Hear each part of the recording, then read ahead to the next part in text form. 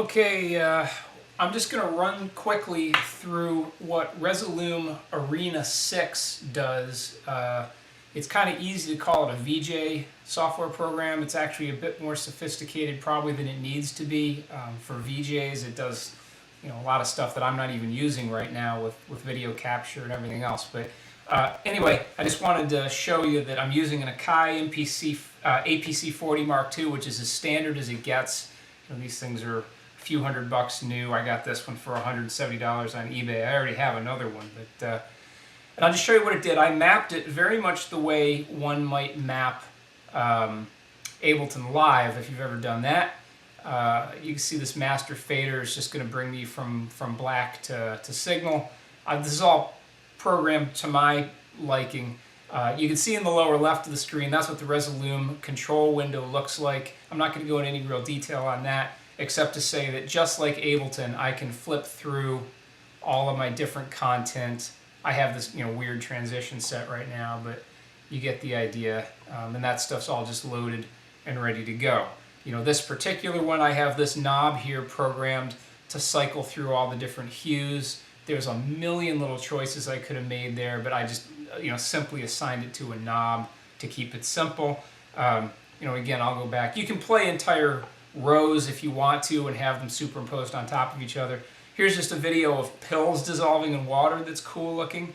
And if I start applying effects to it, there's an effect. These are all just built-in effects that does a split and circular thing to it. And I took some parameters of that effect and assigned it to faders. And I can turn it on and off with this button right here.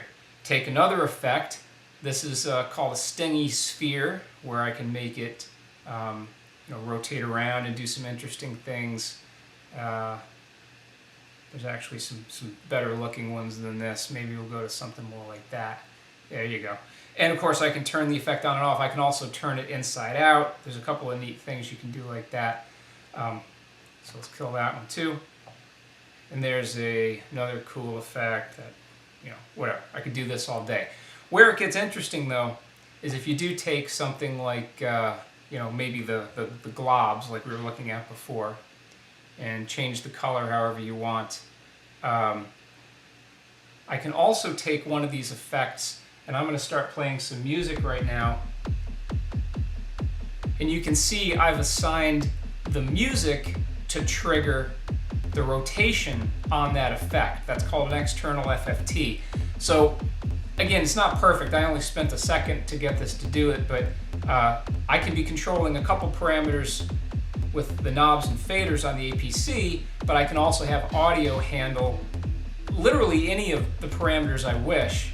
They could all be doing different things. It gives you plus mode, minus mode, greater than mode, less than mode. I can even select which frequency affects the parameter. So if I want the hi-hat cymbals to be making it do this shaky effect, I could arrange it that way. If I want the kick drum to be the thing making it respond, I could do it that way. If I go to this next effect, now you're seeing a culmination. This has got a rotate effect that's looking for that kick drum as an instruction for how fast to rotate. And of course now I'm using two overlay effects plus a color change effect. They're all on faders. They're all responding to the music. Just so cool.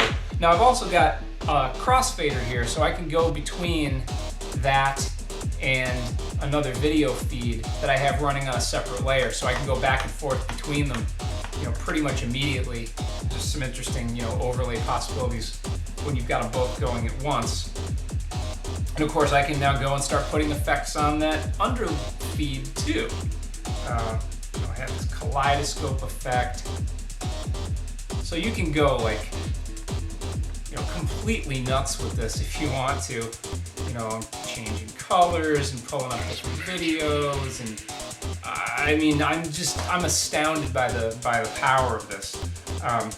And I even have some interesting what's called piano keys, where you can have just a momentary control. So if you just want a button that'll suddenly go like that and just do a white strobe effect, it'll only do it when you're pressing on it.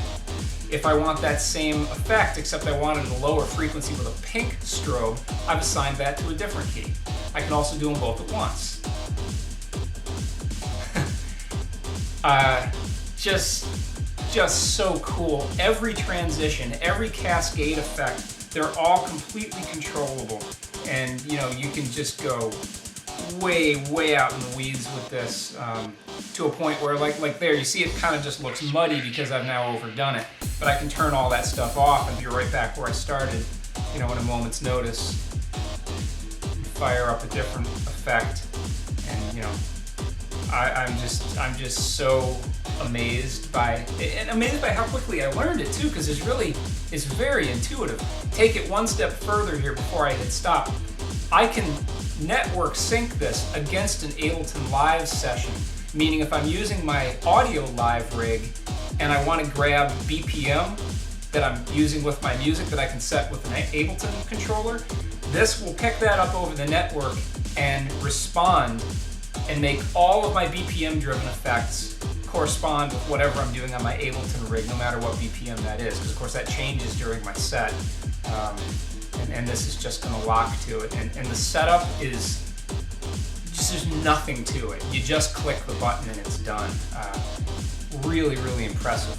I brought this out for I have this mobile video rig that I've developed, and I just did a little proof of concept last night when I had my projector set up out by the pool, and it looked a little like this.